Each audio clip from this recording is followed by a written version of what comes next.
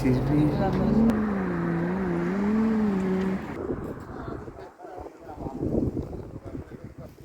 আলাইকুম। সৌদি আরবের গ্রাম অঞ্চল দেখার জন্য আজ রওনা হয়েছি।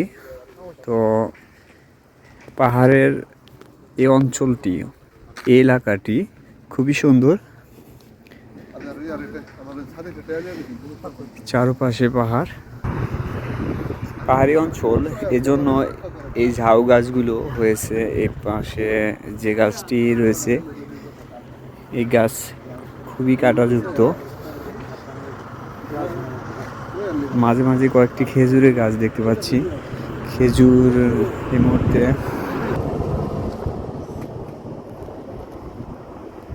রাস্তার ধারে যে গাছগুলো, এগুলো খুবই সুন্দর ফুলের গাছ।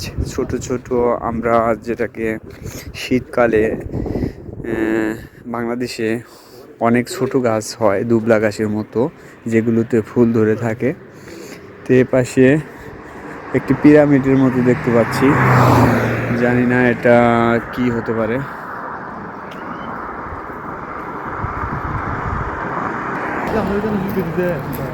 আসসালামু আলাইকুম। আজ আমরা রওনা হয়েছি সৌদি আরবে পাহাড়ি অঞ্চলে যেসব এলাকা রয়েছে সেই এলাকাগুলো বেড়াতে। তে আমাদের সাথে কয়েকজন ফ্রেন্ড সার্কেল আছে, আমরা কয়েকজন মিলে গ্রামের মেঠো পথের মতো হাঁটছি। এটি মরুভূমি অঞ্চল হলেও পাহাড়ের পাদদেশে সৌদিরা অনেক বাড়িঘর করেছে এবং এই বাড়িঘরগুলো সুন্দরভাবে তারা তৈরি করেছে টিলার উপরে, যার কারণে এই বাড়িঘরগুলো দেখতে আমাদের বাংলাদেশে পাহাড়ি অঞ্চলের যে বাড়িঘর সাঁওতালরা করে থাকে ঠিক তদ্রূপ।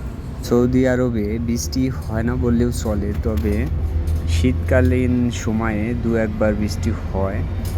তে প্রত্যেক মৌসুমে যে বৃষ্টি হয় তা না, তো শীতকালীন সময়ে দু একবার বৃষ্টি হয়, এটা স্বাভাবিকভাবেই।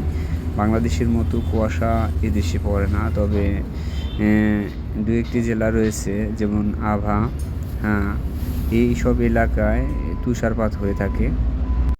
হেঁটে হেঁটে যাচ্ছি, মনে হচ্ছে গ্রামের মেঠো পথ ধরে হাঁটছি, তবে দুপাশে পাহাড়, মাঝখানে সরু পথ, চারপাশে শুধু পাথর রয়েছে, ছোট ছোট পাথর। পাহাড়ের টিলার উপরে যে আমরা টাওয়ার দেখতে পাচ্ছি, এটি একটি মোবাইল টেলিকম কোম্পানির একটি টাওয়ার। সৌদি আরবের একটি বিশেষত্ব হচ্ছে তারা মরুভূমিতে এবং যেখানে মানুষজন নেই সেখানেও তারা টাওয়ার প্লাস ইলেকট্রিক্যাল লাইন টেনে রেখেছে, যার কারণে সৌদি আরবের বিভিন্ন জায়গায় 1-150 কিলোমিটার মরুভূমিতেও দেখা যায় সেখানে বাতি জ্বলছে। আর বিভিন্ন টেলিকম কোম্পানির টাওয়ার তারা স্থাপন করেছে, যেমন এসটিসি, মোবাইলি, ফ্রেন্ডি, জেন, জাওয়াই। তো এইসব কোম্পানি তারা বিভিন্ন জায়গায় বিভিন্নভাবে টাওয়ার স্থাপন করেছে শুধু নেটওয়ার্কের জন্য। তে আমার সামনে কয়েকটি ফ্রেন্ড, আমরা যাচ্ছি।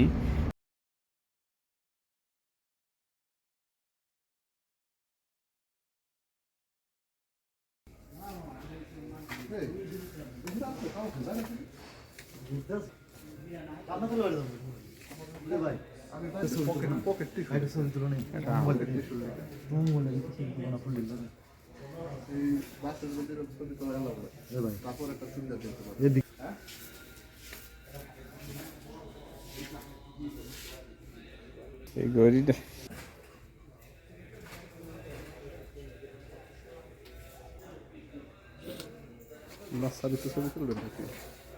হ্যাঁ, ঘাস ঘাস